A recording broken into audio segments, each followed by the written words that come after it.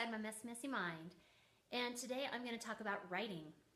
So I thought that I would start my writing series of vlogs about how I found the time to write, because that kind of is the beginning, other than what I started writing about. And I think everybody's topic is going to be different about what they choose to write about.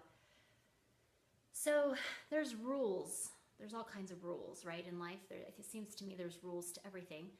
But there's rules about being a writer. You should write every single day, and you should sit down for like an hour or 2 hours. And even if you have nothing to write about, even if you're totally blocked, you should write. Well, I started writing when my children were very small, and I wrote because I didn't want to go crazy. I wrote because I had little children at home, and we didn't have the support that there is now, like MOPS and little, groups for moms and meetups and all kinds of things. And I had no family around. I was very lonely. And so I wrote as an outlet for my mind. I needed something to get my creativity and my mind out on paper, I guess. That's what I needed to do. I'm not a journaler. That's another rule, I guess, for writing. You're supposed to journal too. Yeah, I'm not that. So I break a lot of rules.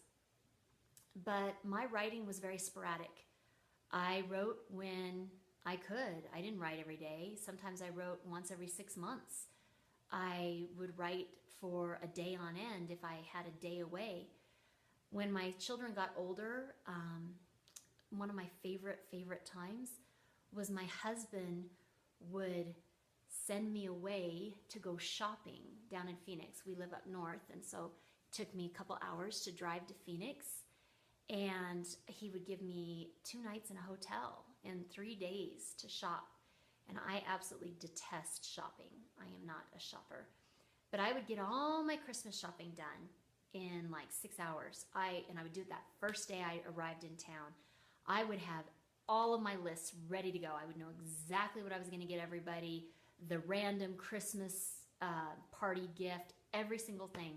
I would be dragging really heavy bags through the malls. I would have my shoes off, everything. I would be throwing bags into the trunk of the car, everything they say not to do. Again, rule breaker. And then I would throw it in and I'd go back to the mall for more, right? I just had to get it done in one day. And then I'd go back to my hotel room and I would sit there and I would order takeout and I would bring it back to the hotel room and I would sit in silence, complete silence. And when you have little children, silence and nobody's saying to you, I'm hungry and can you do this and can you do that? And believe me, I love being a mother. I loved my children, but I never got time off. So those shopping weekends that I got once a year were such a vacation. I looked forward to them so much. And that's where I got the majority of my writing done. And I couldn't wait. The other times that I would get writing done is when we were taking trips to baseball games, to tournaments, to gymnastics events, anywhere we had to go. It was over a half hour. I'd have my headphones on and classical music, and I would write away. And that's my writing. So it was very non-traditional. But I think when you're a mom and your focus is on your family and your focus is on your kids, you need to make do and you need to do what you can. And that was what I could do.